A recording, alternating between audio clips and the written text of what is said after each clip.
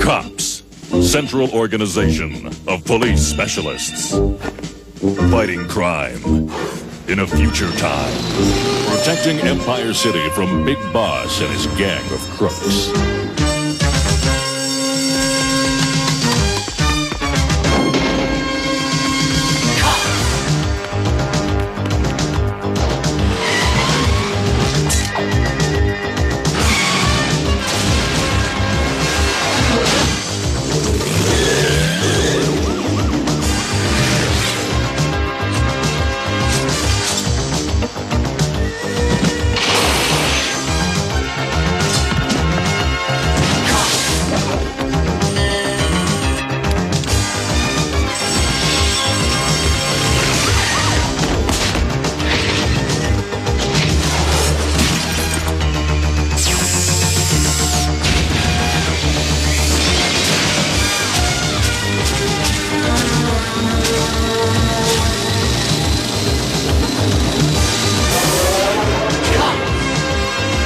It's crime fighting time.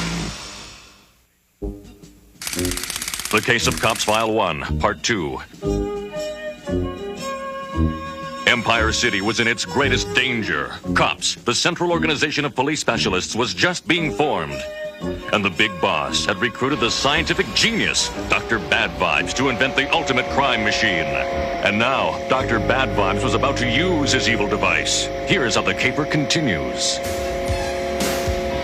Target in sight. Prepare the grappler.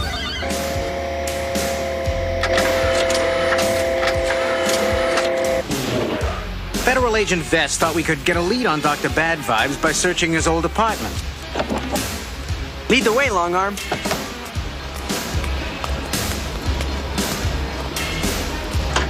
On this historic criminal occasion, I, Dr. Bad Vibes, have just one word. Fire!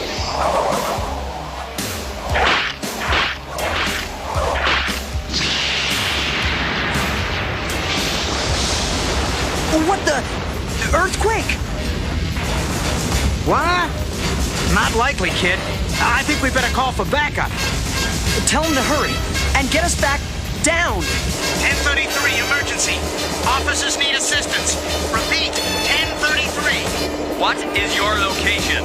Repeat, what is your location? 819 Peripheral Plaza. Copy. Now I've seen everything. Let me change that.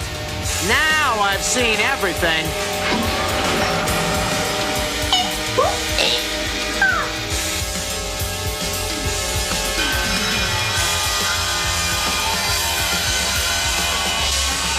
Good work, Buzz Bomb.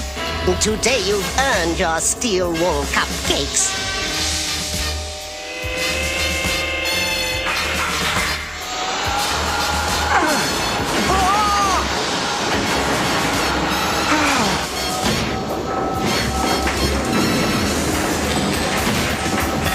That's all the good stuff from my old apartment. Turbo, ditch the rest in the East River.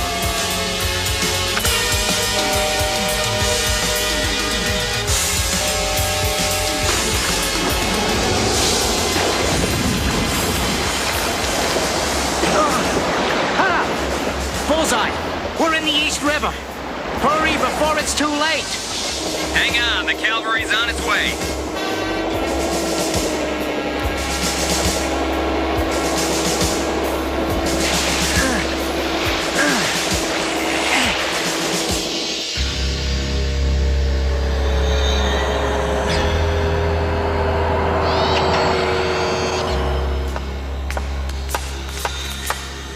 Joyriding with my crime machine, Dr. Bad Vibes? No, I just went back to my old apartment to pick up the rest of my stuff. Well, next time, get my permission before you go gallivanting, see? But it's my invention. The only person I allow to use the word "my" is me. With this new machine, I'll force my nephew Berserko's release from jail. Sounds reasonable. And then I want that bulletproof federal agent handed to me on a silver platter. Agent Vess, we're in the worst trouble Empire City has ever faced. There's nothing we can do. I've been working on a plan, Mayor Davis. Allow me to introduce C.O.P.S, Empire City's Central Organization of Police Specialists, the finest enforcement agents in the country. Susie Young, San Francisco Police Department, codenamed Mirage, specialty undercover investigation. Stan High, Detroit Metro, codenamed Barricade, specialty crowd control. David Harlson, California Highway Patrol, codenamed Highway, specialty Ace Cycle Trooper.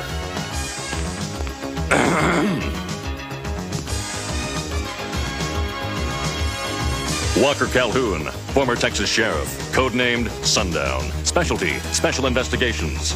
Rex Pointer, Chicago PD, codenamed Bowser, specialty K9000 Handler. That's Blitz, his one-of-a-kind cyborg police dog. Hugh Forward, Miami, codenamed Bullseye, specialty helicopter pilot. Colt Howard's Philadelphia, codenamed Mace, specialty Special Weapons and Tactical. And I believe you know Sergeant O'Malley, one of Empire City's finest. We've codenamed him Longarm. But where will you begin? If Longarm's report is accurate, the big boss has a machine capable of stealing entire buildings. We'll find it, and we'll stop it. Excuse me, Mr. Mayor. What? I think there's something you should see out here. Greetings and welcome to the Big Boss Gets All, see? How's he doing that? A focused broadcast beam aimed at media towers. It's low tech, but high crime. Who is this? Oh, it's just, Tina Cassidy, sir. Today's topic, the ultimate crime machine. A device so powerful, it'll bring the city to a crashing halt. Unless my two simple demands are met. One, release my nephew, Berserko. Two, give me federal agent B.P.S. Now, you have 1 hour to respond. Cut! That was perfect, Big Boss. Yeah, well, I think I had some moments there. Suppose they meet your demands within the hour. What are we going to do with the ultimate crime machine? Scrap it? If they meet my demands, we use it to commit the heist of the century anyway.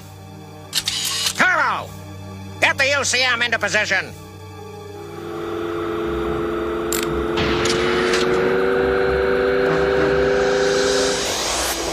We've been given the top 2 floors of the 647th Precinct as our headquarters.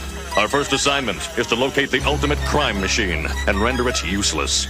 We don't have much time. Sundown, you go with Bowser and Blitz and cover the Upper East Side. Highway, take your motorcycle and check the industrial sector. Bullseye, take Mirage with you and comb the city in your helicopter. Barricade, you and Mace take a squad car and cover the waterfront. Can we be of use, sir? Right, sir, we did help pull the team together. I'm sorry, Officers Cassidy and Brooks. We have everyone we need. Hold the fort. I'll put in a good word for you both when I get the chance. I guess we both got left behind.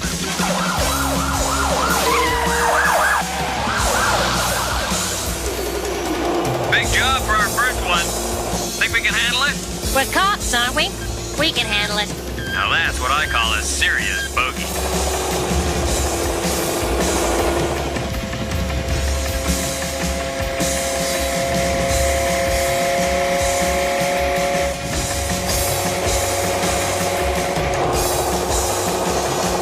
Attention! You are in violation of Empire City airspace. Acknowledge and rise to 5,000 feet. Who do they think they are, giving us orders like that? This is your last warning. Crusher, take them out. Just what I was hoping you'd say, boss. Why do I get the feeling that they're not going to cooperate? Bullseye. Get us out of here, pronto. Oh no! He's getting above us! Watch out for the arm. Uh-oh!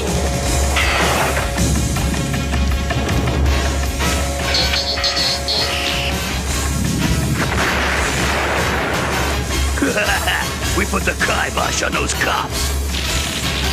It's a good thing that copters' seat cushions are emergency shoes. Don't look now, but...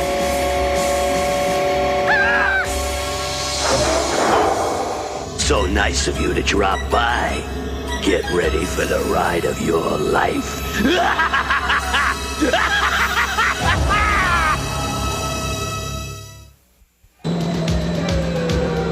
Attention, all cops units. Bullseye's helicopter went down.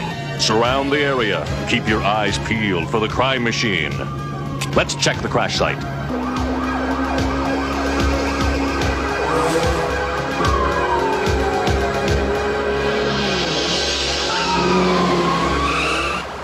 Here he comes now, ladies and gentlemen, just after being released from jail by Mayor Davis. Any words for the television audience, Mr. Berserko? Hi, Uncle Boss! You make me proud to be a crook! And if you're listening, Agent Vest, yeah, yeah, yeah, yeah, yeah, yeah, yeah, yeah, yeah, yeah. Oh.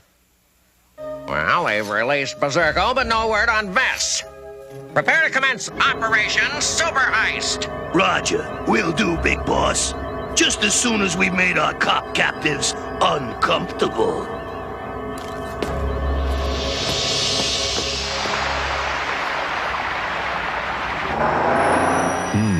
No sign of Mirage and Bullseye. Could be they got themselves captured. BP this. I've released Berserko, but Big Boss says he'll pull the biggest heist ever if I don't give him you. Let him pull his heist, Mayor. We'll be there to stop it. You figured out what he's gonna rob? His crime machine steals buildings. And what building in Empire City has the most money inside? The Mint? You're right. They're gonna steal the Mint.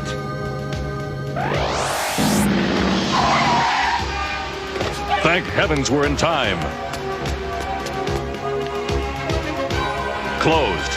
Of course, it's a federal holiday. Clever, Big Boss. Very clever. Radio for help! Attention all cops. The ultimate crime machine has surfaced at the Empire City Mint. Did you hear that? Yeah. So are we just gonna stand around here? Not on your life. Come on, it's crime fighting time.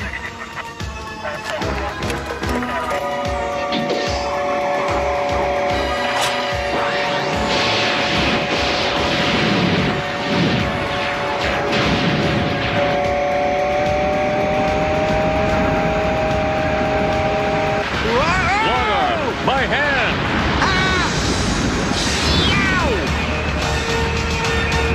Come on, Vest! Get out of there!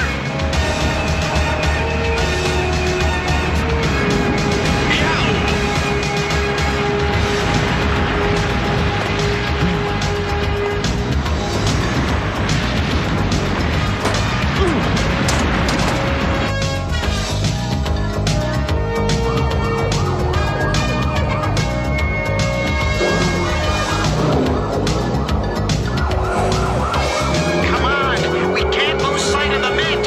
Bulletproof's inside!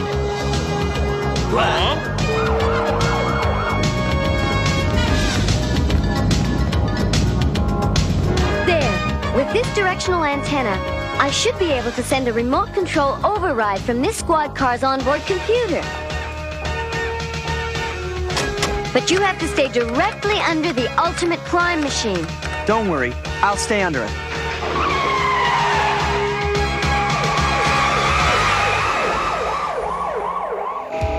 Now for the good stuff. Who needs money when you can steal the machines that make the money?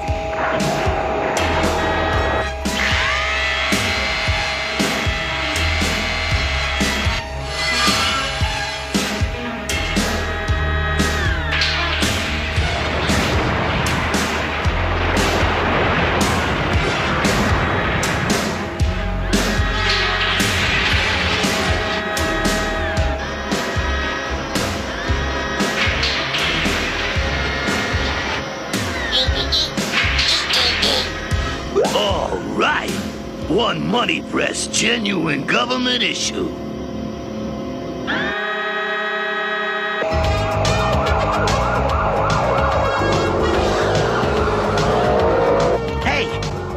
monkey's doing here? Bess told you to stay put. And miss all the fun? Besides, we've got an angle on defeating that crime machine.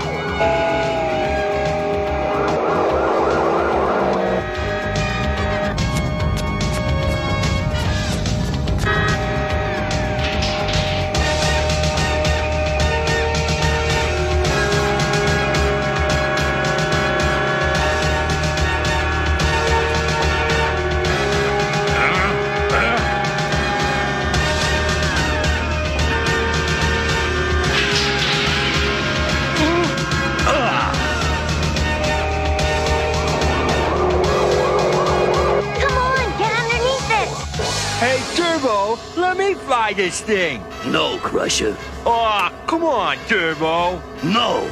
Big Boss said I'm supposed to fly. Gee, you never let me have any fun. Okay, Crusher. It'll give me an opportunity to get rid of some excess baggage. Bombs away! Come on, Hard Top, we're almost under it. Look out! Ah! We aren't gonna make it! Got it!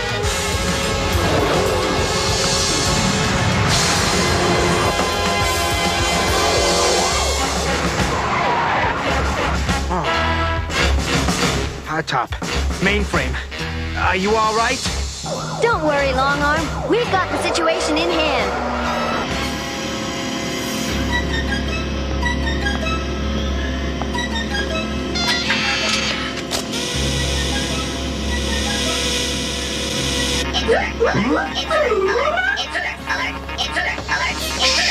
Quiet, please.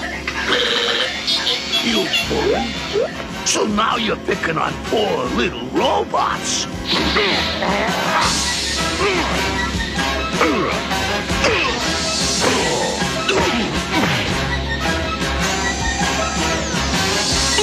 Whoa!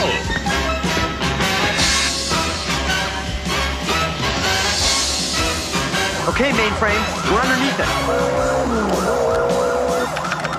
Yahoo! Okay, Flyboys. My computer's got control of your ship. Now what? First, we let him know who's in charge.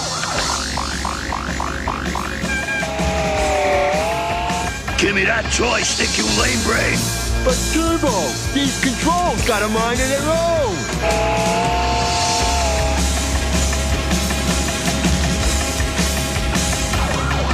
Hey, we're running out of road.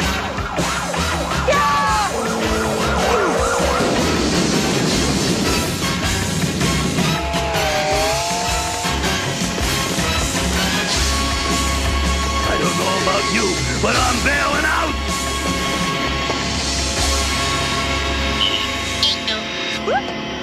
Split up and pick up those crooks before they do any more damage. Right. You got it right on.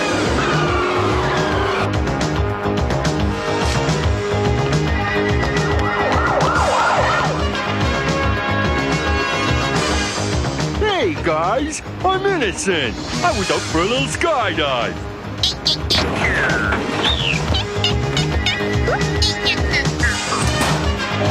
Can you fly this thing? Hey, I can fly anything. I think. You think? Well, look at the controls. It's like they've been taken over by some other computer. What about manual override? What manual override? All right, let me see if I can get the ship's computer back online. Huh? How? I'm computer compatible now, remember?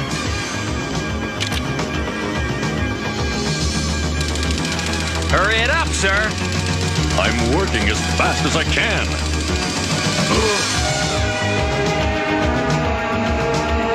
Almost. There.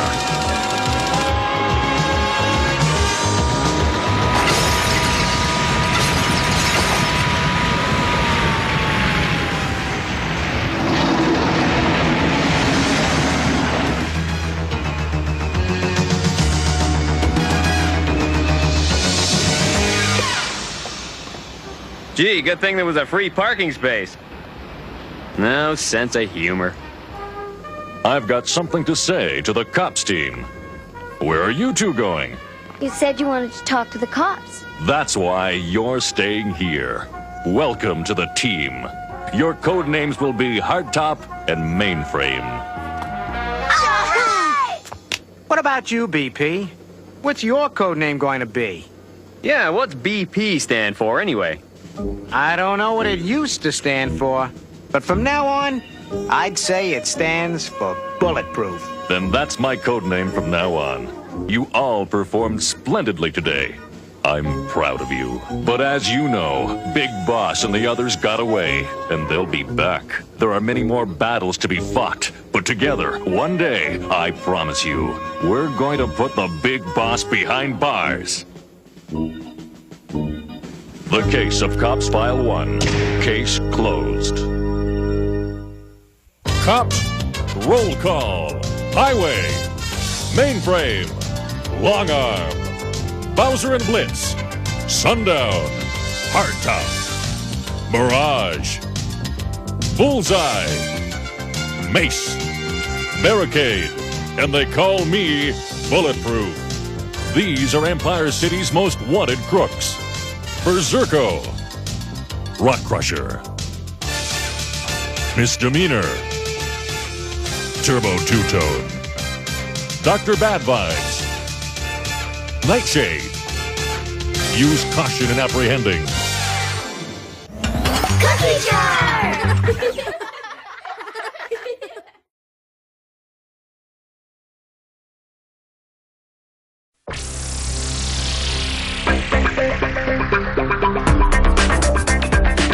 As you know, there'll be no class Thursday due to the New Eden City Anniversary Parade. But you'll still have homework due. Bummer. What's up with that? For this assignment, though, you don't have to crack any books. In fact, the trick is not to crack anything at all. You'll all get to be parents. What? To these eggs. This project is about responsibility, so I want everyone to take it seriously. You'll get computerized phone calls every 2 hours to remind you to feed and change your offspring. Come on. And you'll keep a journal. You can pick up your eggs after the fire drill. Enjoy your last moments of freedom!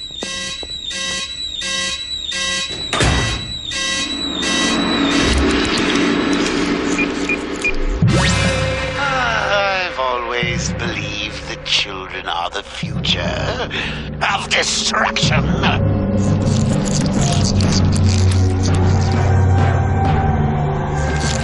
I'll rain down on Romson's parade with the downpour of doom. Chaos will triumph.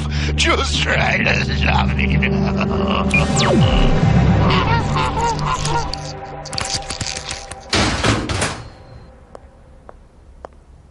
All right, here you go. And one for you. Be careful. They're very fragile.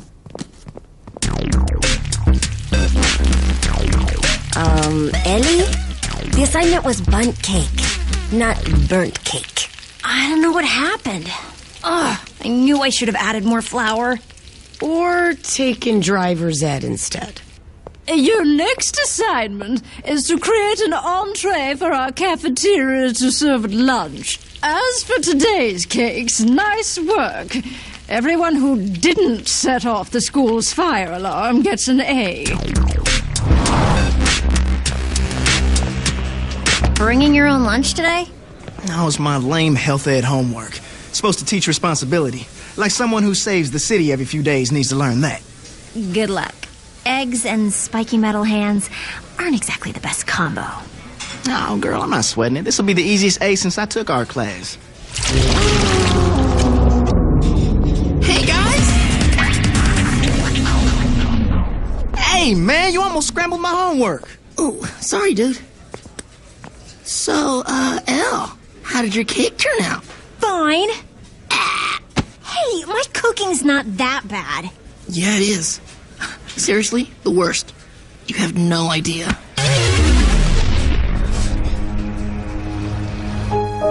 Oh How's your little one? It's an egg that's gonna wake me up every 2 hours. Ah, parenthood.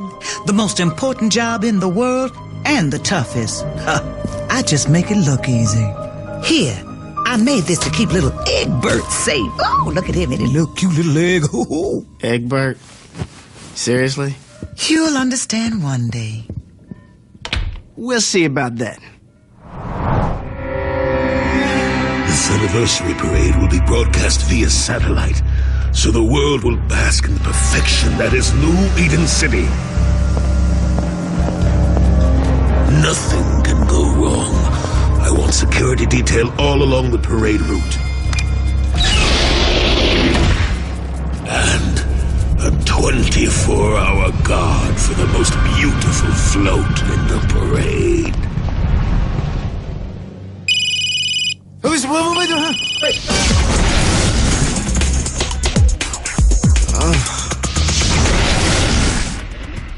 Man, how am I supposed to change an egg?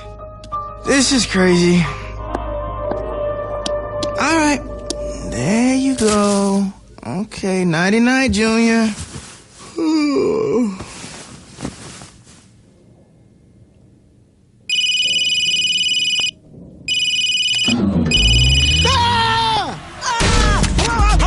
What is it? Yo, very funny, Grams. I know I should take this project seriously, but come on, you didn't have to prank me. Child, what are you talking about? Talking about that. Whoa, what?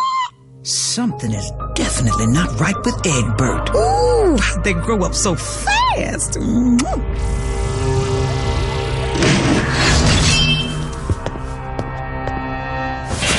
That's Stankfoot, huh? Hey, what's going on? It's Egbert. I mean, my egg is growing. And moving. Whoa, that would sure make one ginormous omelet. Could I use that for my home ec project? Yo, can we be serious?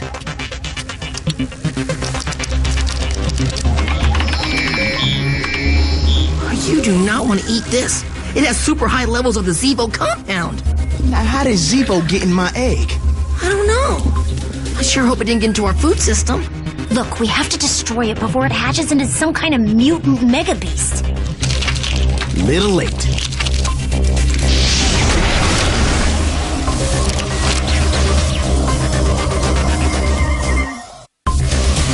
Cool breeze! Wait, hold your fire! Elastica, don't touch it! It could be dangerous! Dangerously cute, maybe? Oh, yes, you are. Aren't you the cutest little purple beauty pie? Yeah, you know, you can never be too careful. That looks like a completely new species. Bad Trippy, be nice. Oh, is it just so cute and purple? It's a Kerple. Oh, you are just such a cute little Kerple. Oh, yes, you are. Are you a Kerple? Hey, it likes its name. Yeah, at least my kid isn't a mutant mega beast. Yeah, disaster averted. Except when I show up to class eggless.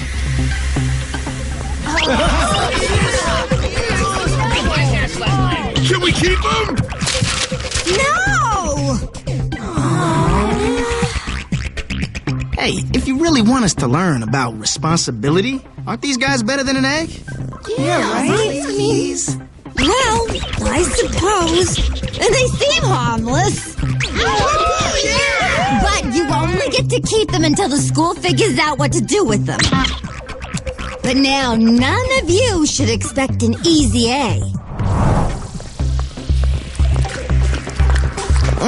It's delicious.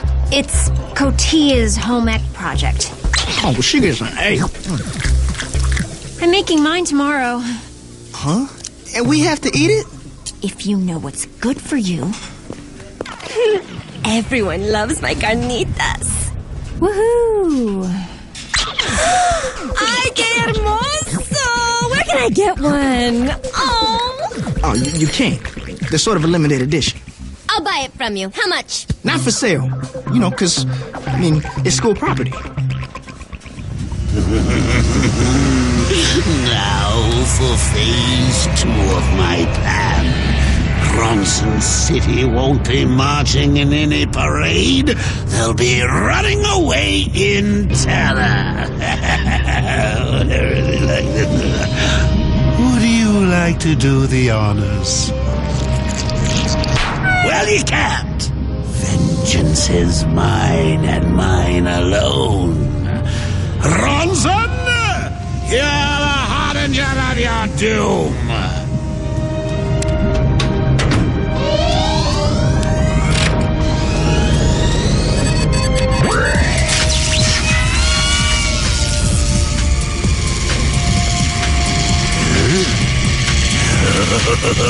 It's a sound that only my creations can hear, and only my enemies will fear.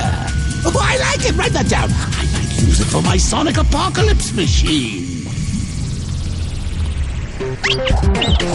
My Kerple's got killer dance moves! Hey, Jason! Your Kerple likes to look at itself in the mirror just like me!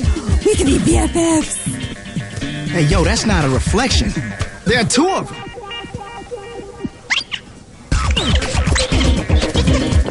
Mine! If I have to have one. It's for my mom. Am I the only one here that thinks what just happened was way creepy? Yep.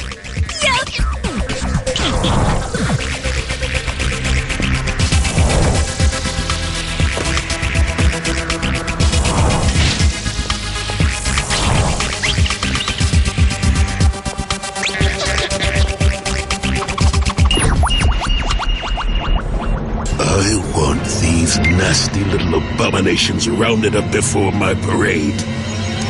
Yes, sir.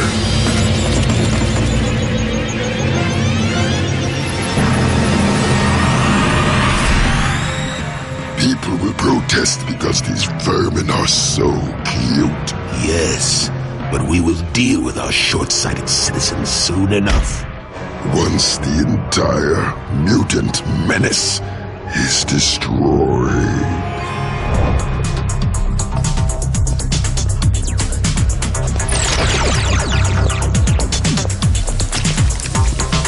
Sylvia here just wasn't feeling the purple.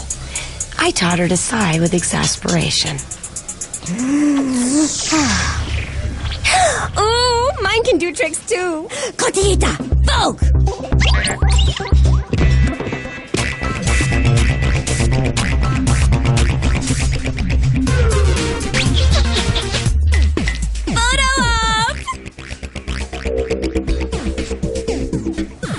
Whoa, I think your Kerple's teething.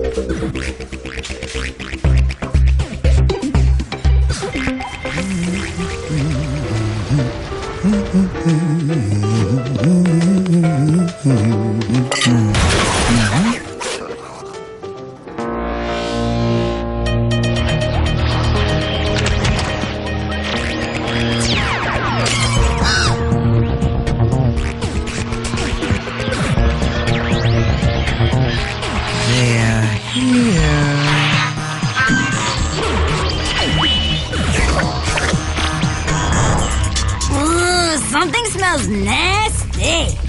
Angel, I think your Kerple's a skunk.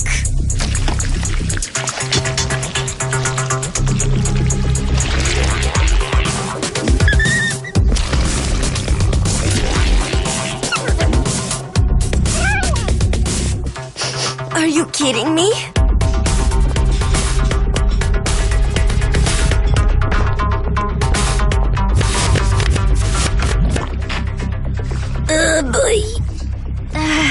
Kotia, aren't you going to taste my 5-alarm chili? It's my own special recipe.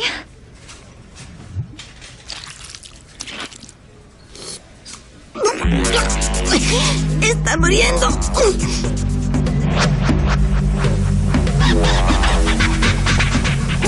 Can't. Just stopped eating meat. It's vegetarian. And vegetables. Plants scream when you pick them, you know.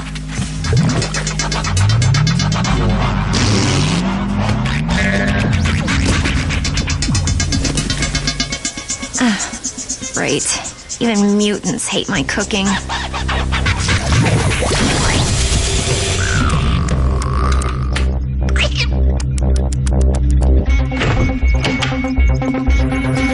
Oh no! Whoa, man, your pets are out of control. They wouldn't do this. But Mom's Kerbal was in here.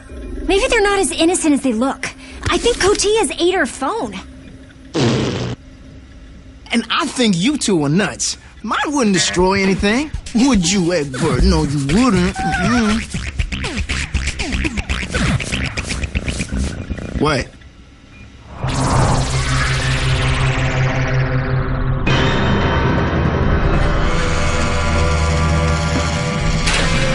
Now to move the dial from mischief to mayhem.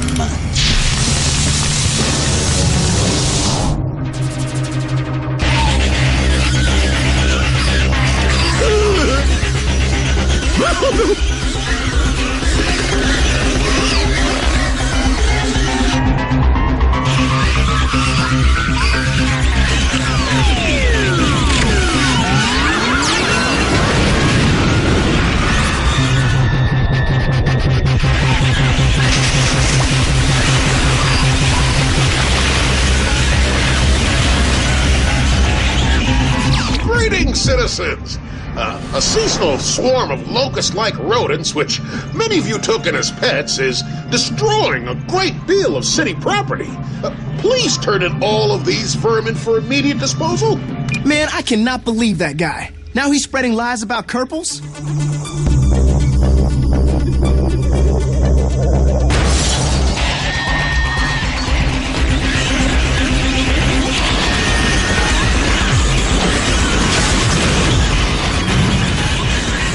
We've got to stop them. Come on, let's go.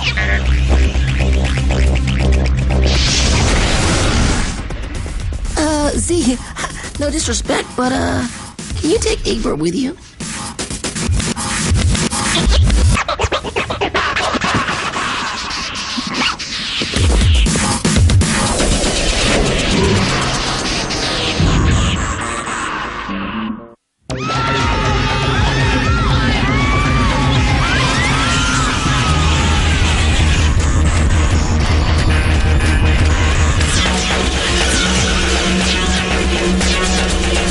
Kill them!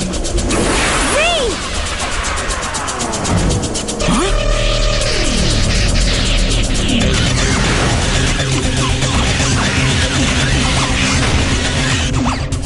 That is creepy, but cool.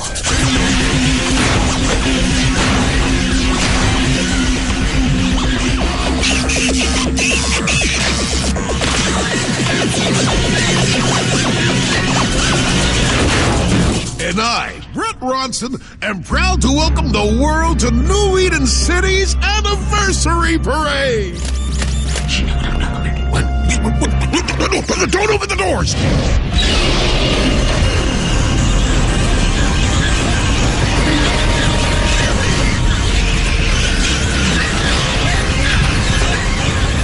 Shut off the cameras!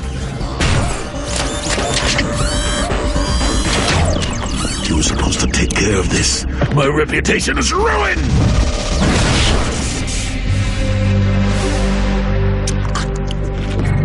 Oh, that was a lovely parade. All because those simpletons trust the cute. Maybe I'll make all my mutants pleasing to the eye. Starting with the next batch. Okay, we're in trouble. Even Ronson's guards can't take the Kerbals out. There must be a gazillion of them! Fighting them isn't gonna work. And that leaves what? Reasoning with them? Bug spray? Moving out of the city? That's it! I don't want to move! No, man, not that. We've got to find something to repel them. Give Matt another day of not showering. Hey, come back! Let him go! C-strap!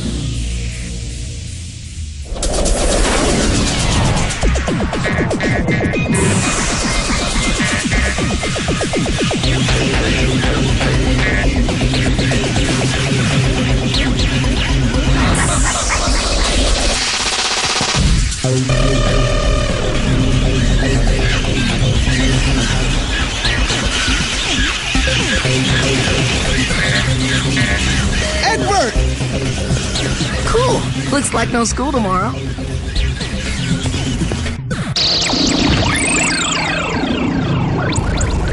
There he is! Oh, why are you running away, Egbert? Huh? Hey, you don't look so good. How come he's the only cripple here? Ah, it's gotta be that smell. What is it? My 5-alarm chili? Oh, stop it! I can't help it. Oh, poor little guy. Better get him out of here. Wait a second, that's it. Your chilies are repellent. Let's go. Oh, that's nice. I bet this would work on roaches.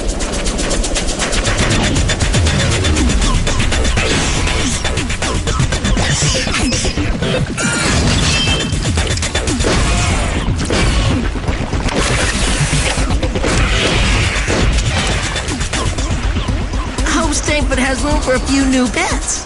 Well, they are his responsibility. Except for one. Z, you have to give him up. So what, you want me to just abandon him? Make him an orphan? Oh, He's not like the other ones. Z? What? Oh, man.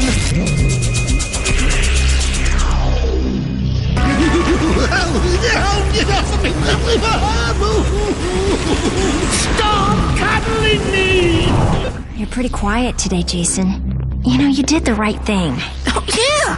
Egbert will have a lot more fun hanging with his friends. Come on, that's what you think is bothering me? Man, you're nuttier than Stankfoot. Eddie, a word? Yes? For some reason, the cafeteria went through all of your chili. That makes it the most popular dish we've ever had. Oh, well... So the principal would like you to make another batch next week.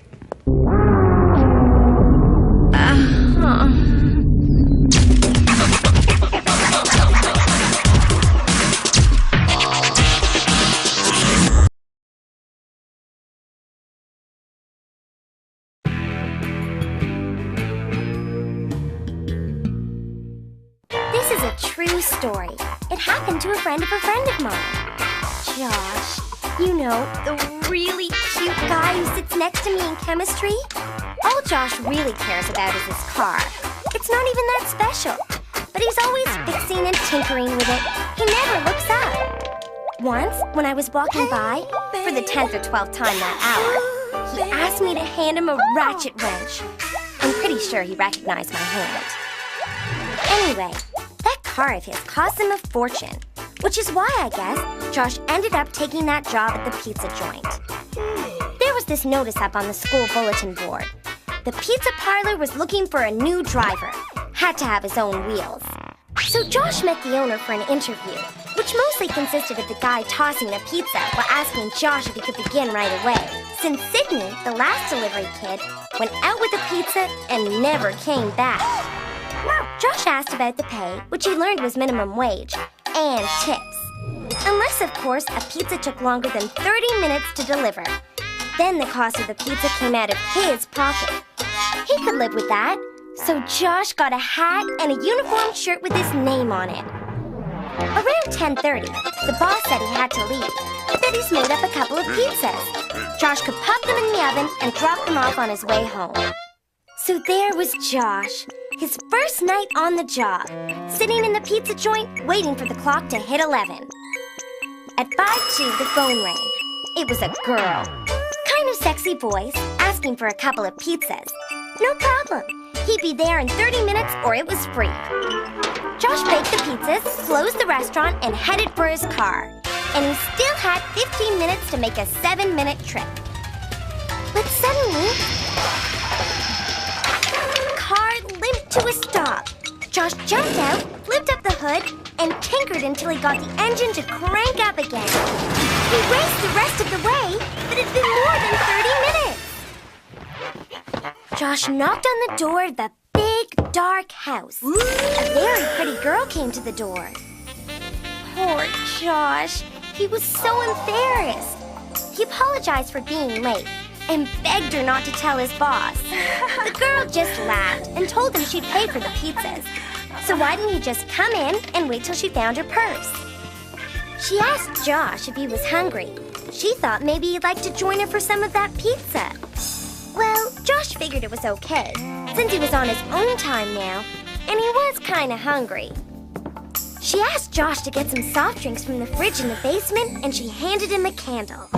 So he went down these creaky old stairs, and when he got to the bottom, he tripped and the candle went out. Josh took out his pocket flashlight and shone it around the gray, wet, dripping walls. No fridge, but there was a door, and he opened it. Inside was a coat rack, and on each hook was a pizza shirt, just like his, each with a different name on it. The closest one said Sydney. He turned to go, and standing in the doorway was the girl, holding the largest, sharpest pizza cutter he'd ever seen. She just smiled at him and said, "How many slices can I make you?"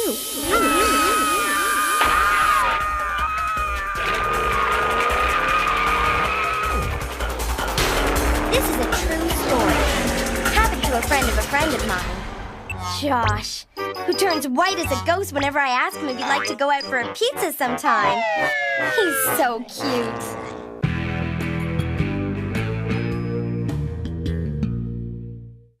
This is a true story. It happened to a friend of mine, and I'd like to get a lot more friendly with him, if you get my drift. His name's Al. Big Al. Pecs like watermelons. Biceps like papayas. Quads like cantaloupes. Al's one yummy fruit salad. Makes a good living, too. Installs carpets. So what's his flaw? His cigar. Always stuck in his face. One day, Al goes to install some nylon poly shag in this house where the lady, a kind of prissy old thing, sees Al's cigar and lets him know she doesn't want to see that thing inside her house. And what a home it was. Beautiful furniture, lots of fancy pictures, antiques all over the place, and hanging from the ceiling a real fancy bird cage that belonged in a museum, like some kind of wire palace. Oh yeah, and there was a bird in it, a little canary that the lady called Queenie.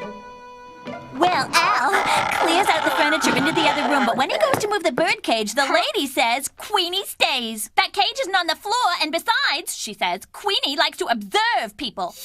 Well, Al hauls in the carpet and starts laying it out. Now there's no one in the room except him and Queenie. So he starts talking to the bird. Now the bird's not talking back except for a little tweet now and then. But Al is feeling some kind of a, what do you call it, affinity. Now, here's where the cigar comes into the story. When the lady says she's got to go out to buy bird food, Al sees his chance to get a couple of chomps on his cigar stub. So there he is, chomping on the cigar, chit-chatting with Queenie, and installing the nylon poly shag, stretching and banging the carpet onto the tacks along the baseboards. On it goes, chomp, chomp, gab, gab, bang, bang, chomp, chomp, gab, gab, bang, bang. After a while, Al got to thinking that Queenie was kind of sad, you know, being locked in a cage. So he opened the door and Queenie flew out. Al sat back against the wall, rolled the cigar butt around in his mouth and watched his little feathered pal have the time of her life. Until he heard the key in the door. Al stashed the cigar butt in his pocket and tried to get Queenie back into her cage, but that bird would have no part of it. When the lady came back, Al tried to stand between her and the cage so she wouldn't notice it was empty. But wouldn't you know it, the bird comes and lands right on Al's shoulder. All he could do was paste on a weak, namby-pamby kind of grin. But the lady, she just laughs and laughs because she tells Al she always lets Queenie out of the cage. Well, this is a big relief to Al, who goes back to work. And now, with all that time he wasted playing with the bird, he was way behind schedule. So he just worked faster. In what seemed like no time, Al was standing in the doorway, calling the lady to inspect the beautiful job he did. And when she came to stand beside him, she pointed to the center of the floor where there was a bump in the carpet. What in the world is that? Now, Al knows that when he shoved the cigar into his pocket, it must have fallen out and got caught under the carpet. But he's not about to confess that he was chomping on his cigar, so he says, "Little air pocket." And he takes out his mallet and whacks the air pocket flat. So Al gets the work order signed and is out the door like a shot. And while he's getting into his truck, he's stuffing the work order into his pocket. And there it is, his cigar. And then it hits him. If he's got the cigar stub, what was under the rug? And just then, the lady comes running from the house screaming, "Queenie, Queenie, where's my little Queenie?" And that was a true story. It happened to a friend of mine, Al, who's grown to a flabby 300 pounds since he quit installing carpets.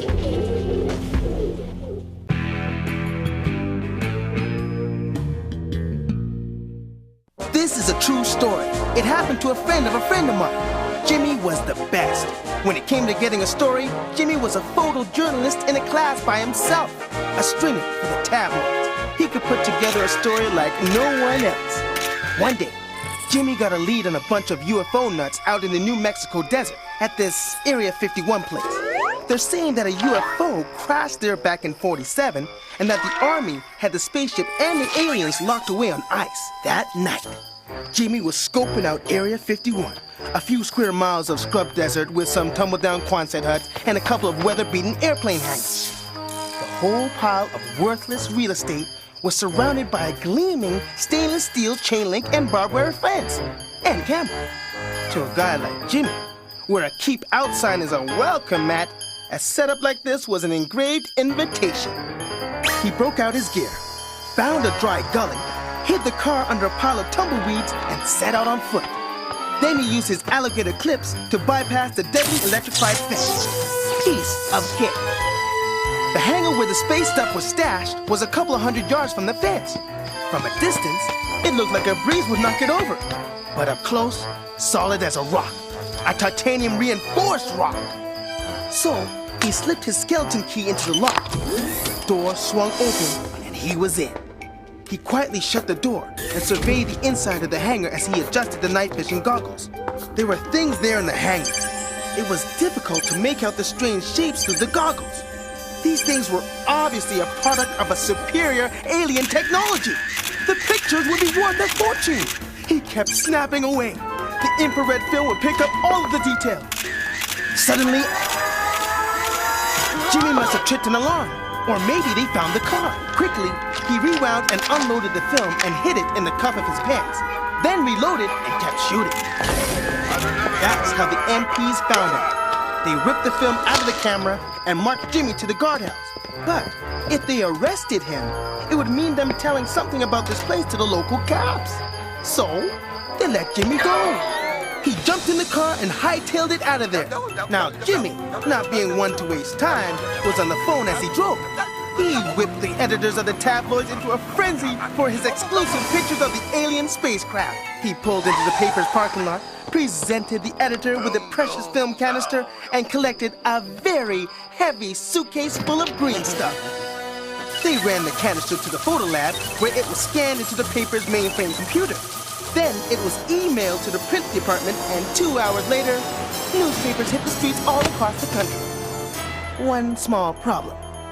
No one had actually bothered to look at Jimmy's pictures before they were printed. Jimmy never even actually saw what he was photographing. So you can imagine the uproar when Jimmy's pictures of an alien spaceship turned out to be the Army's new top-secret potato peeler. Of course, Jimmy was fired. So, a few months later, Jimmy was working as a private detective. He was tailing this businessman and his girlfriend through the museum, taking pictures for the guy's wife to use in her divorce case. Jimmy was snapping, and when he backed up to get a better view, he bumped into a big display case.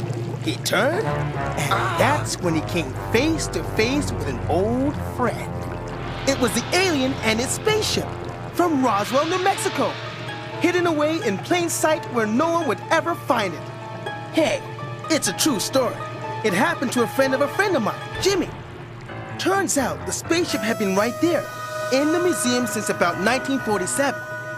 But Jimmy can't tell anyone. Who would believe it?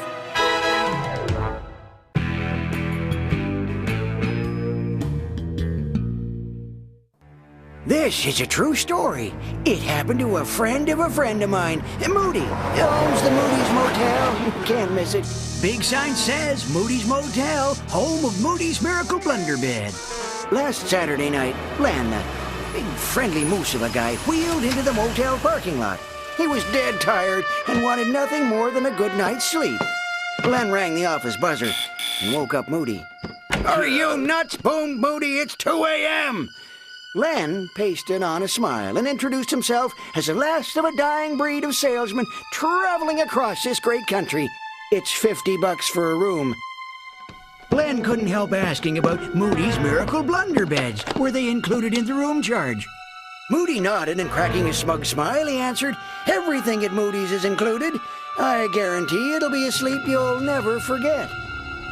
With that, Len strutted out the door with a room key. Len set his appointment book exactly how he liked it on the nightstand, so he could check it first thing in the morning.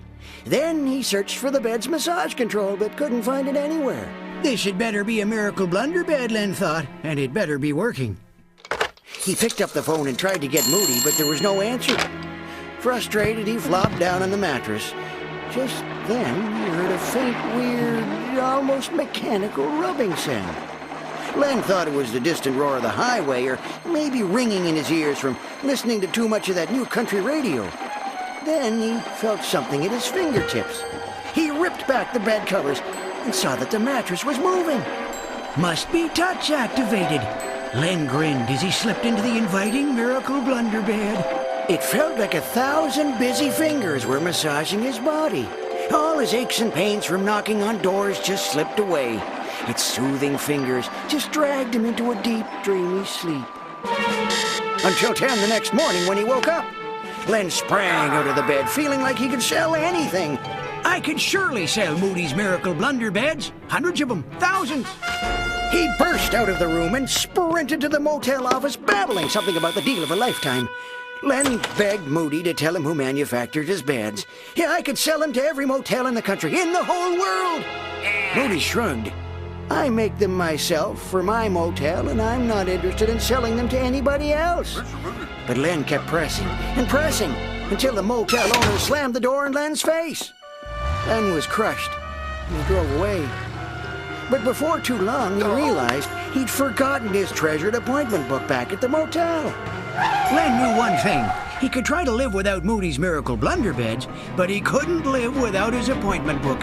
So he hung a U-turn and headed back. Len found his book on the floor between the bed and the nightstand. As he reached for it, he noticed the mattress move. It kind of freaked him out because he hadn't touched the bed to activate its massage fingers. He picked up his appointment book, then noticed a small hole in the side of the bulging mattress. Of course, thought Len, the Miracle Blunderbed secret massage mechanism. If I can just get a look at that mechanism, who needs Moody? Len put his eye up to the hole, but it was too small to see what was moving inside, so he poked his finger in to make it bigger. Just then, the mattress ripped open, spilling thousands of cockroaches all over him. Cockroaches! No magic, anything, just roaches. Len ran from the room covered with bugs. This is a true story. It happened to a friend of mine, Len, who's still selling encyclopedias, but now he travels in an RV, and yes, he makes his own bed.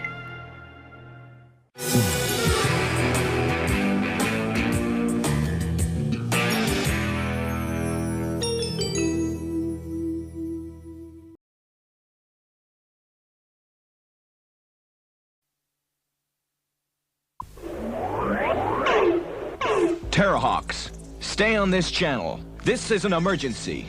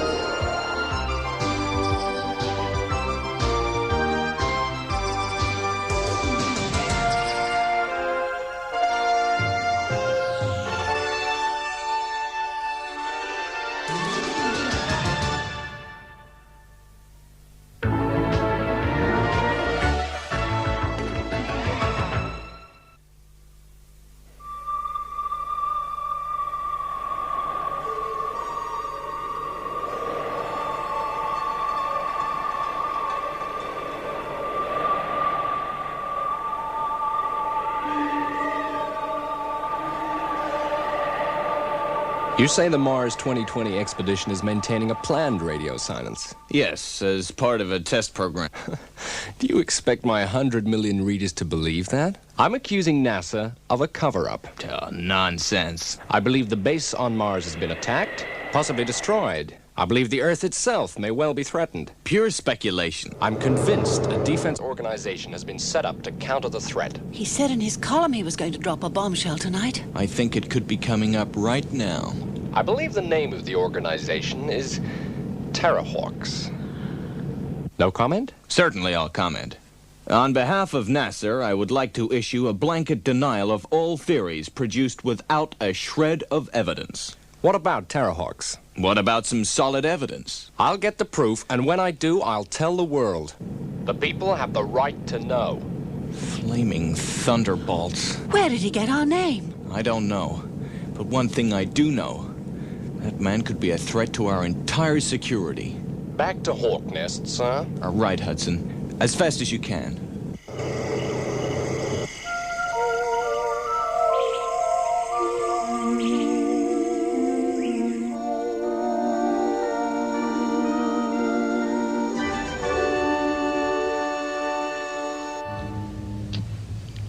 Another beautiful day, Tiger. Why are we on a 10:30? We're on standby because this long dry spell is creating some freak interference in communications. What's the problem? Hero's got a possible contact, but we can't get clearance from Commercial Space Control. We need the clearance, CSC. We're doing all we can. Contact confirmed and in range. Request clearance to fire. There is a space freighter in the area, but CSC are getting a double echo. You mean there may be two ships? Yeah, and one of them could be Zelda, using the freighter as a cover. Target will be out of range in 15 seconds. Permission to fire. You can't take the chance. We have a 10-second fire window left.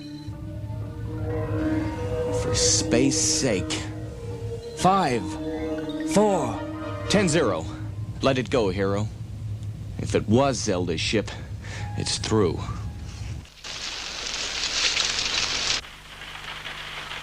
If my theory is correct, the TERRAHAWKS would need an elaborate and highly secretive supply system. I have a possible lead which... lightning. Oh, close. But no thunder.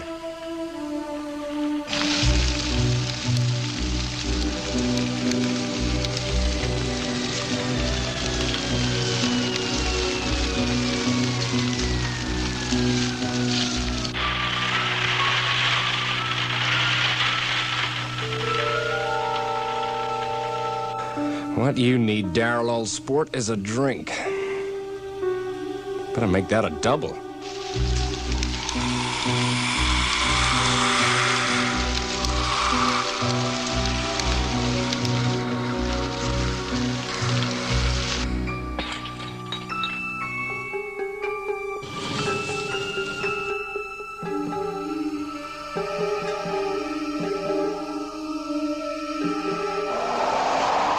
Who's there? Come out. I know you're there. Put the gun down. Who are you? My name is Zelda. Drop the gun.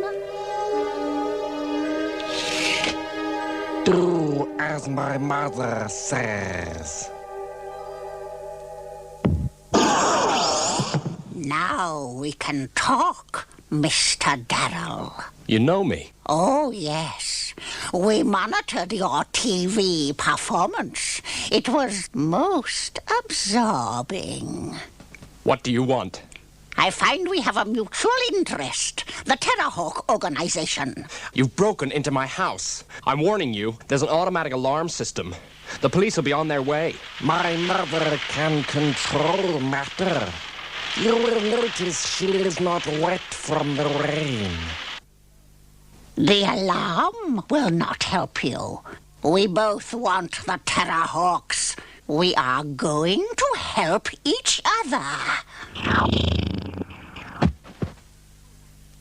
Bring him to the ship.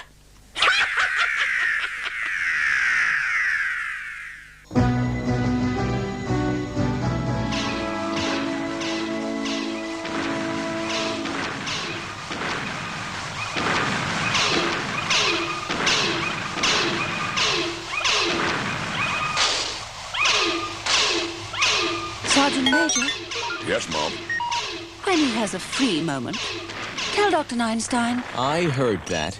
Tell him what? I was speaking to the Sergeant Major. Don't you think you're overreacting a little? You disciplined Hawkeye without hearing his side of the story. 7 days loss of privilege for failing to log a service report? It may not have been his fault. It was his responsibility. You must be fair. I'm not here to be fair. I'm here to ensure TERRAHAWKS is an efficient fighting unit at all times. I'd just like to see fair play. Then see my side of it too, huh? All right. What did you want to tell me? The supply overlander has reached Section 4. Great. Let's hope they remember to pack my lobster claws this trip. Tiger, you're incorrigible. Mary, you're a day at the beach.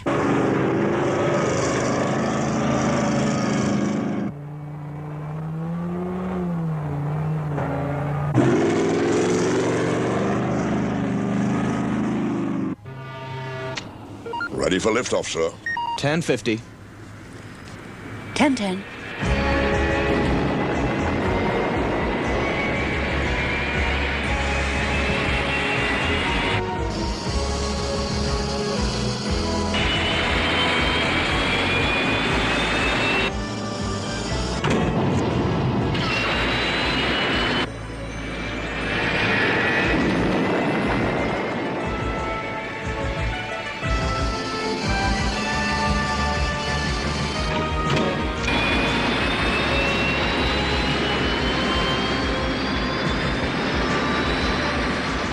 Set course for rendezvous point. ETA, 64 minutes.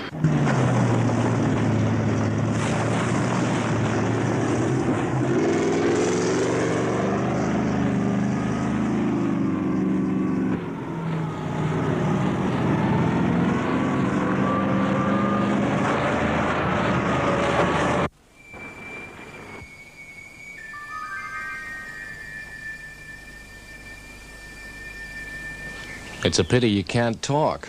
You could tell me about your hag of a mistress. All right, no offense intended. I'll tell you one thing. I don't trust her. Or that idiot's son. But I made a deal, and I'll keep it. You certainly will, Daryl. You certainly will.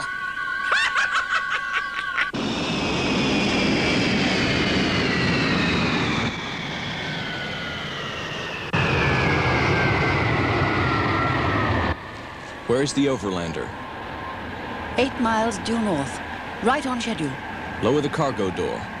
Stand by to receive the overlander. Saw.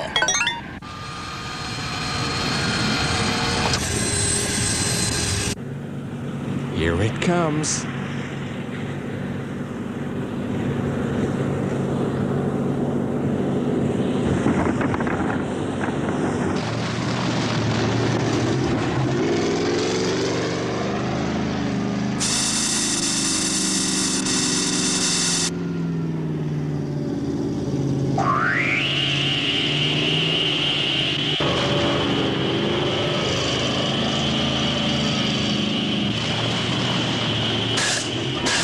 It did it. Strange. What is? The overlander. It stopped. Complete electronic failure. Where is it? 4 miles due north. We'd better get out there.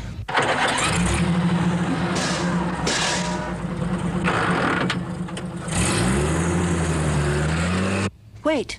It's moving again.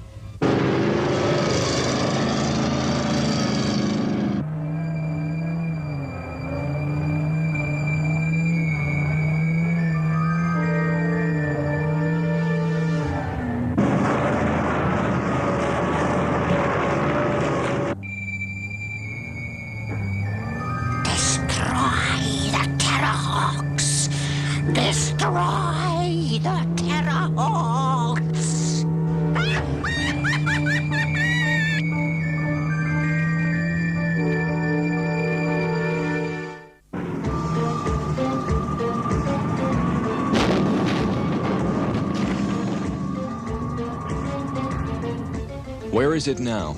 2 miles. And closing fast. I don't like it.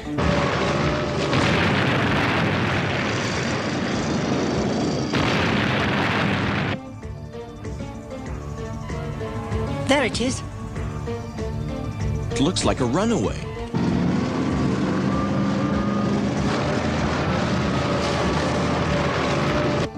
It's no runaway. It's under manual control.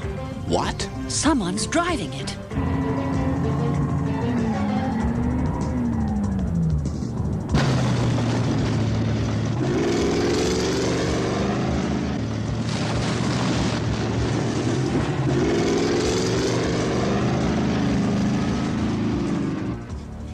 I was close.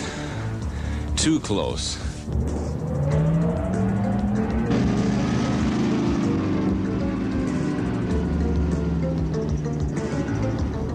He's trying to ram us. Close the cargo door. 10-10.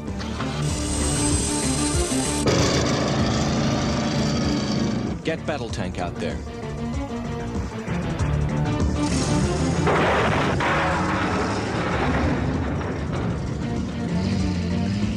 Zero, tell battle tank to head it off. So.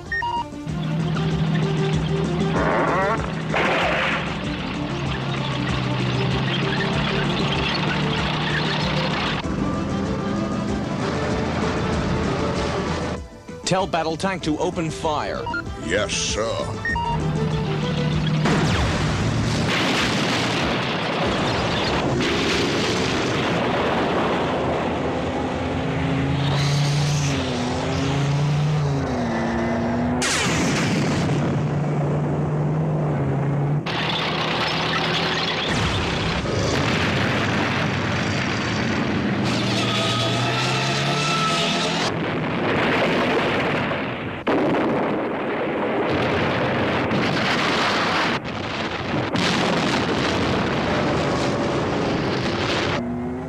This time I've got you.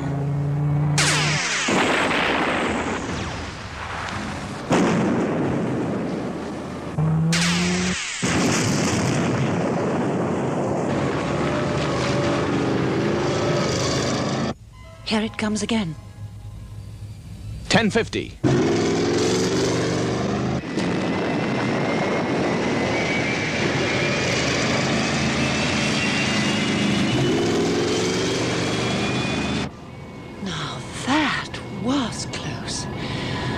Sensors indicate 7.3 centimeters clearance, sir.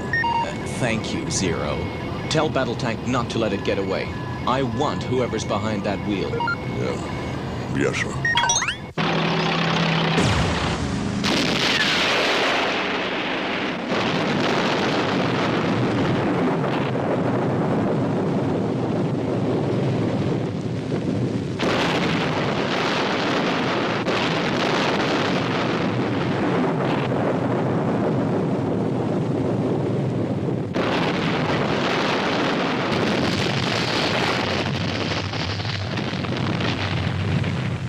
Stay right where you are. Well, well, Mr. Mark Darrell.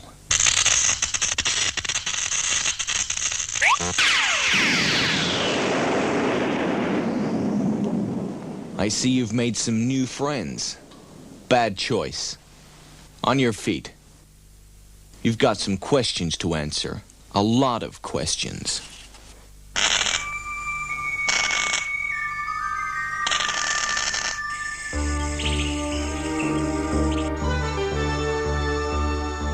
I'm telling you the truth, I swear it. All I wanted was a story. I don't buy it, Darrell. I don't buy any of it. Why do you assume everything he says is a lie? Because that's the safe option. Lock him up. Right. Let's get rolling. First cubes, now balls. I'll come quietly. The safe option. What about fair play? What about justice? That's a luxury I can't afford. You're condemning Darrell without any real evidence or proof. He's a threat to our entire security. He was following a story. He's a reporter. He tried to ram us. In my book, that's attempted murder. Then he should stand trial. How can he go into open court with what he knows? So you're to be the judge and jury? Who else is there? What's the sentence? Why don't you go all the way? Eliminate Daryl, and you eliminate all security risk. That's a really safe option.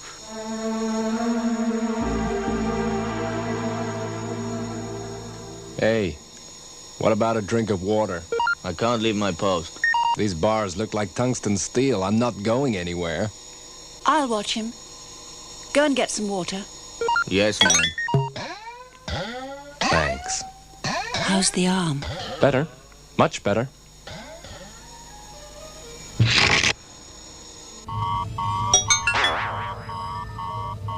What's that, Zero? Daryl's loose, sir. Flaming thunderbolts. Let's go.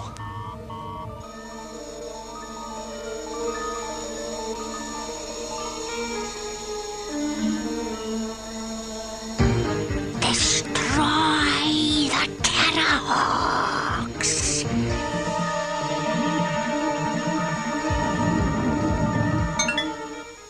Are you all right, ma'am?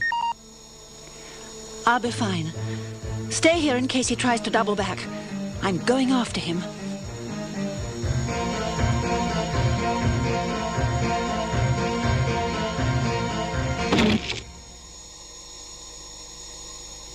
What happened? I was getting water. You left your post, lad? Miss Falconer told me. Mary's down here? Yes, sir. She went after the prisoner.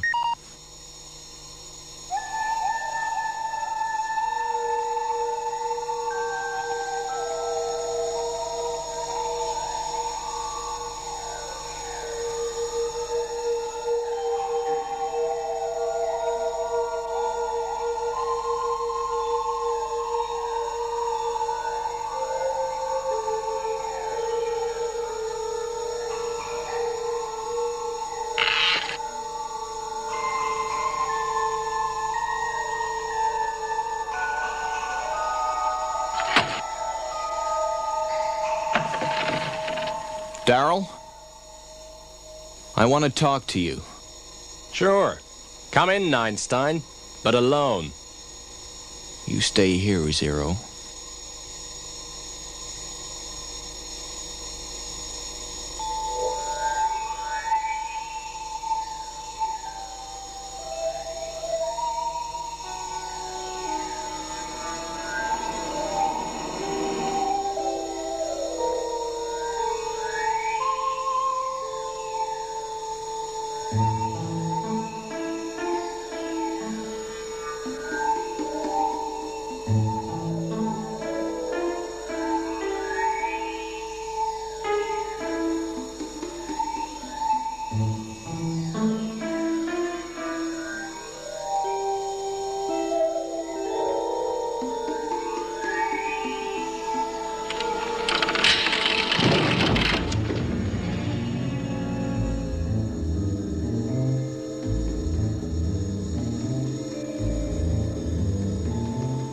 This whole place goes up and there's nothing you can do about it. Hold it, right there. Move back, Daryl. I said, move back. I'm trying to. I seem to be held in some sort of force field. Don't bite, Mary.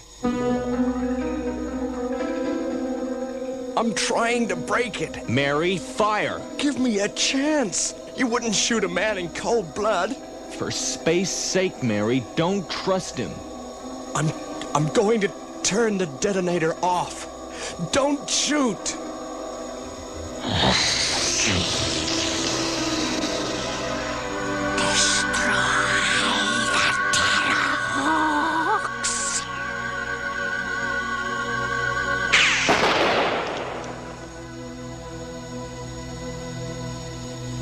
Take a look at him, Mary. I don't want to. I killed him. Take a look.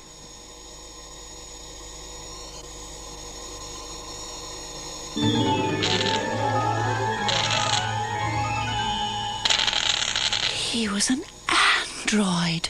Right. And you knew? Well, I had this theory. You were right all along. I'm sorry. To say that one small word takes a mighty big person. Tiger, you're a day at the beach. Mary, you're incorrigible.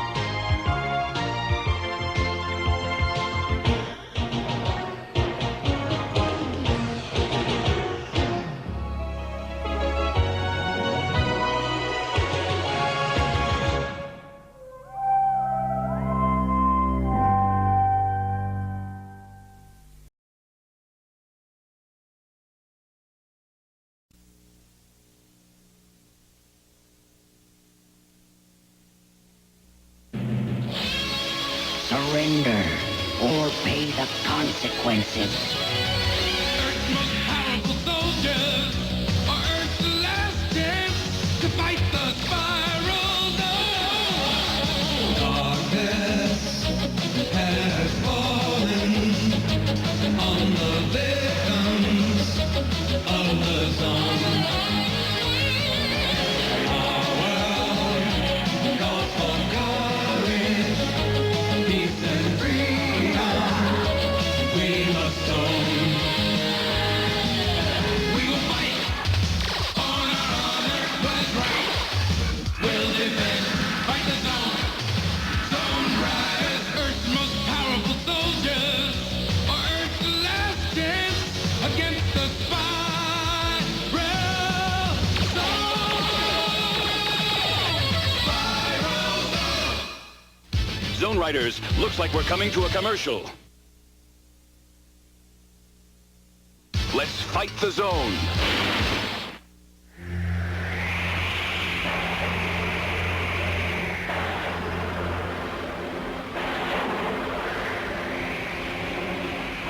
Stay with us, Airlift One. We're going in. Roger, Zone Riders. Have those people board us as soon as we can touch down, so we can evacuate immediately.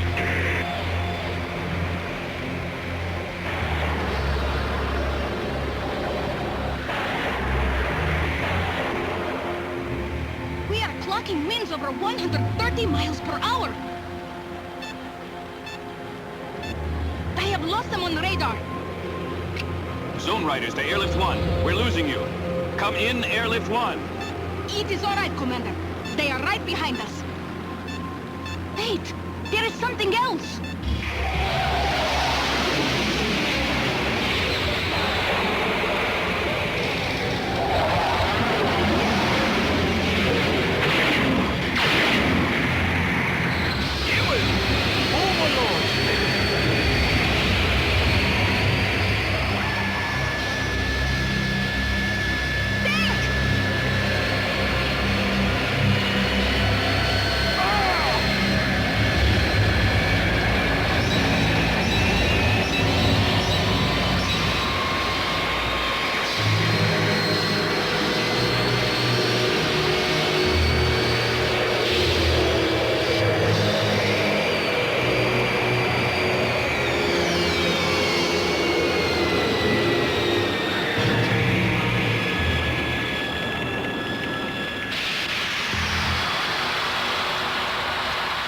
Everybody all right? Yeah, but I think I lost a feeling. Zone Riders to Airlift 1. Come in, Airlift. I had them on the radar. They are turning back. But, Commander, they must stay with us. They can't. They'd be sitting ducks for Overlord. So we're going to Plan B.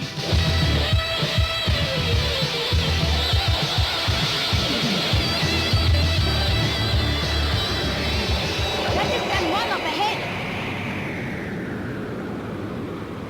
Part of the city's underwater already. When the tide peaks in 4 hours, all the lowlands will be underwater.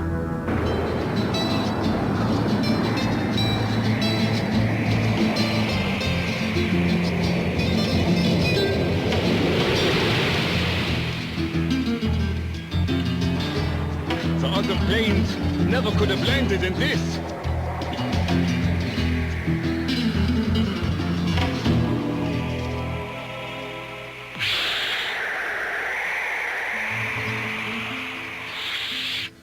Commander Courage, Yes, ma'am. I am Governor Vanderbilt. Where are the airplanes? I'm afraid they're not coming. But, Commander, in a few hours, all of San Juan will be underwater. We haven't even evacuated all the children yet. Evacuation won't be possible. We'll have to move everyone to higher ground. That is impossible. The highlands are completely inside the zone. I will never lead my people into slavery, not even to save their lives. That's why we're here, ma'am. So you won't have to.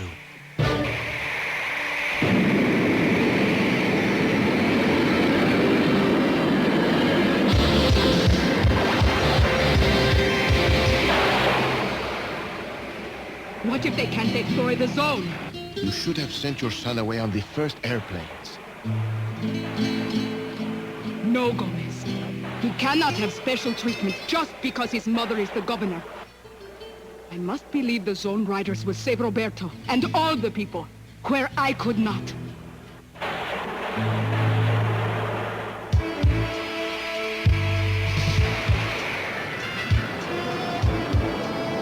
We're entering the zone.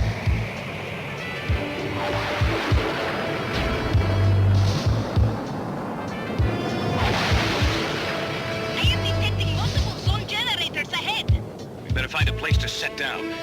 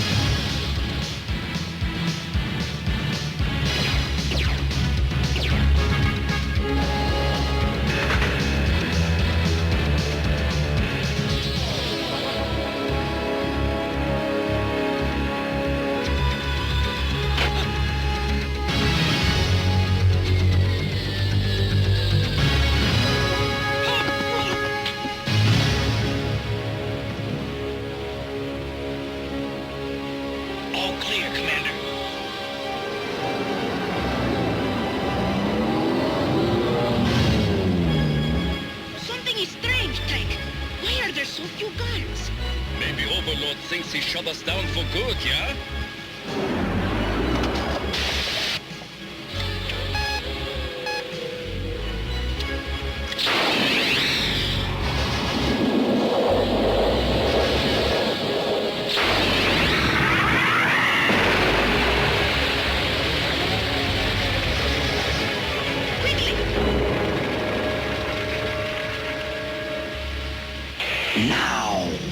What the heck happened, Commander?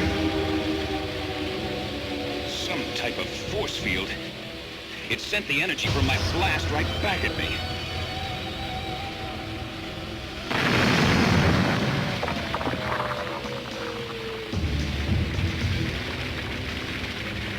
Fall back to the transports. I'll get the other rimfire cannon and contact Dr. Lawrence.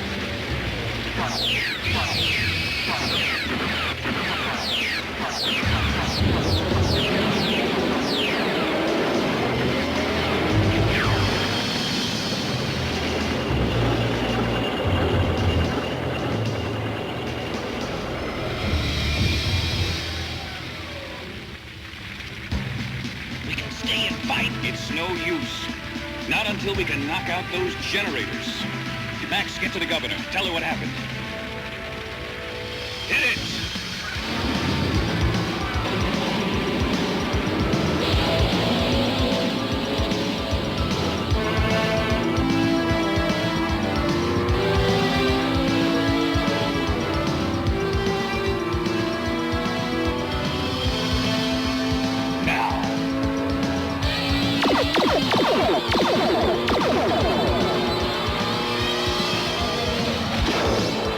Look out!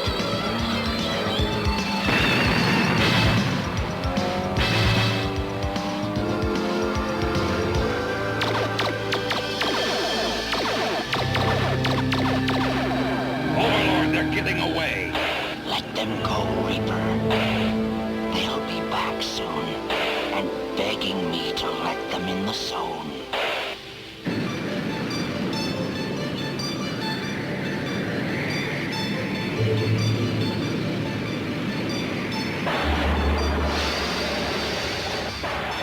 And then it threw my fire right back at me.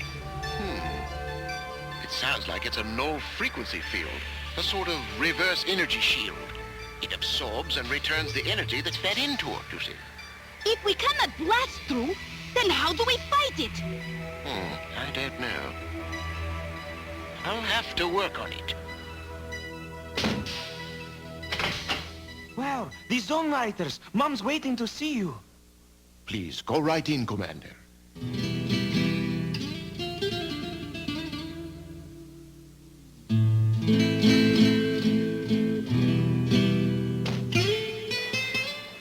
Time's running out, Governor. We have to get your people to the high ground in the zone.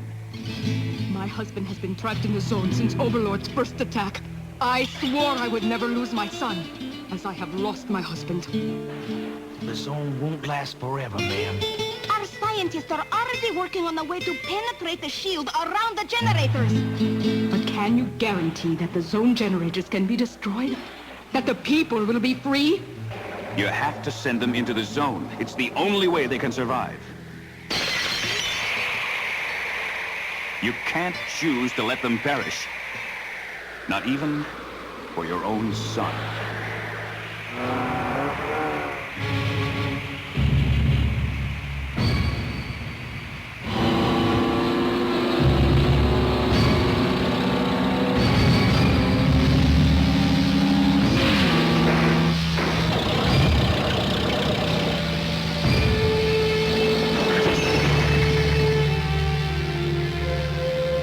Close up, Max. We've got trouble.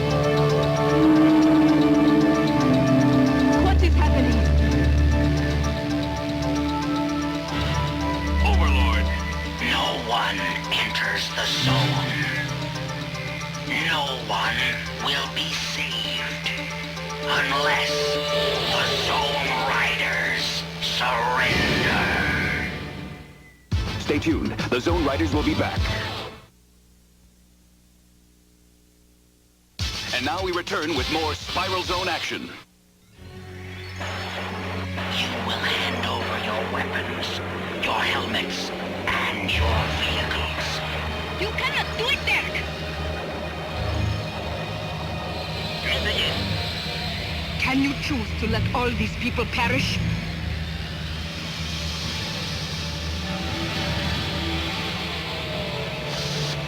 Overlord. I hear you, Courage.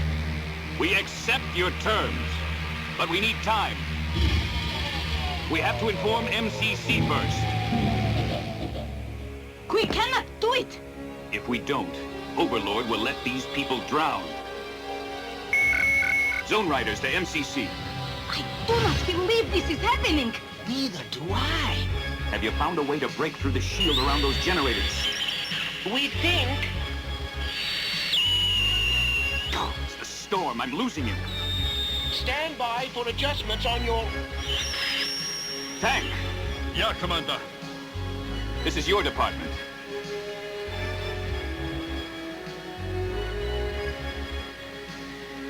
Hero, how detailed a program can you feed into the grappler? How much do you need? I wanted to... Have some Typhon. I've lost them for good. Did you get everything you need? Yeah, at least I hope so. You mean you're not sure? I'll let you know.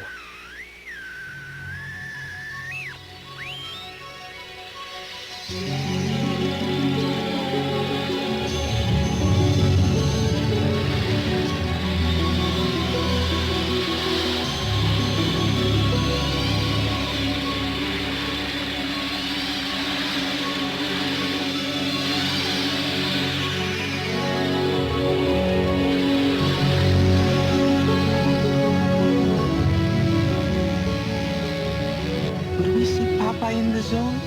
The Zone Riders are returning!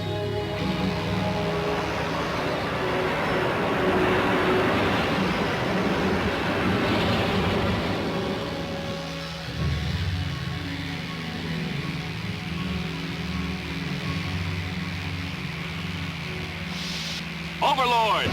We're waiting, Courage. We're ready to surrender on your terms. Are you sure this thing is gonna work? Oh, nothing in life is certain, Max.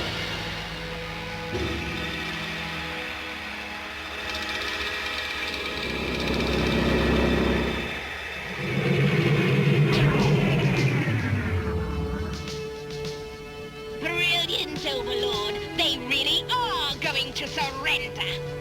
Of course, my dear. It was inevitable. All right, remove your backpacks.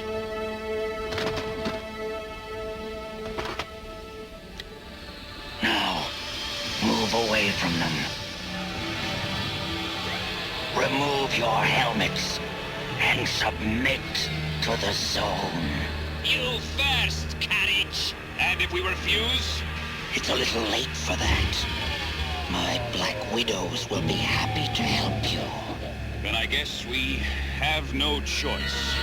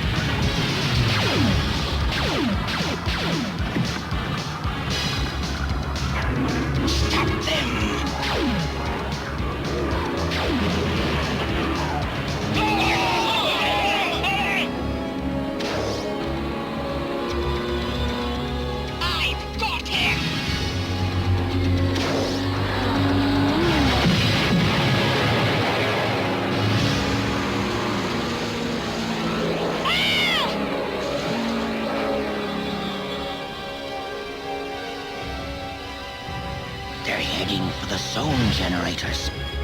That will gain them nothing.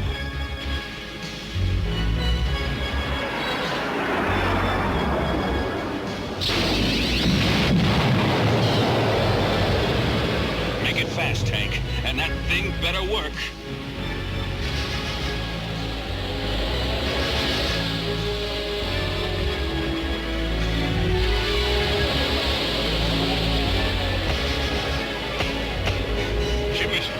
It does not work.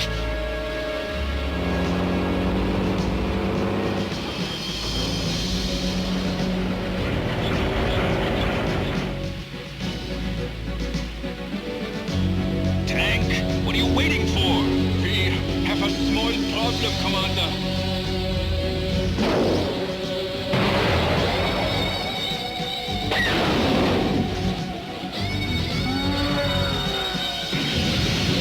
We haven't got all day, Tank. Try it. I'm trying to create.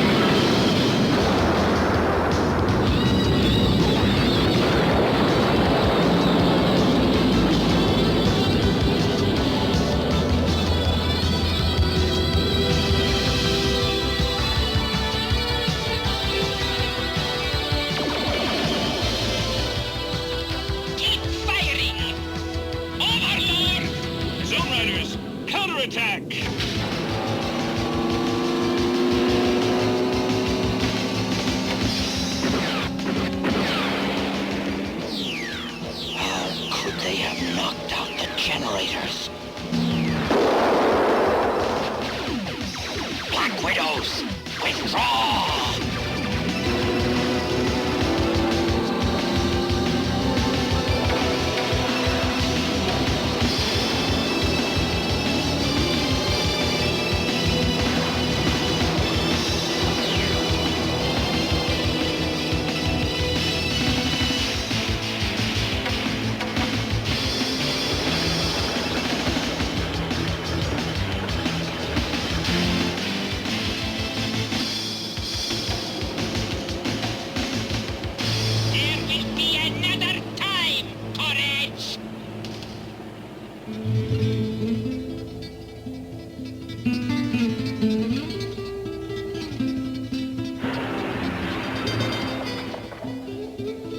Governor Mendenhall. On behalf of the people of Puerto Rico, Papa! We gave a ride to this former Black Widow trooper. Jose!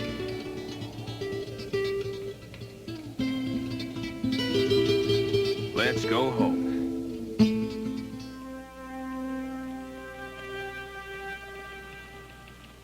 There's something wrong here. Hmm? We had a message from Governor Vendaval. The floodwaters have receded, and they've started to rebuild San Juan. This is not what I told you to do.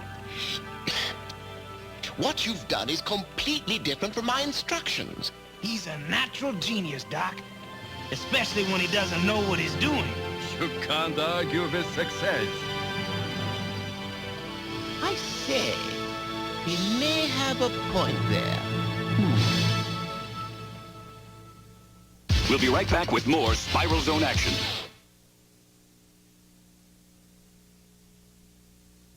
And now we return with more Spiral Zone adventure.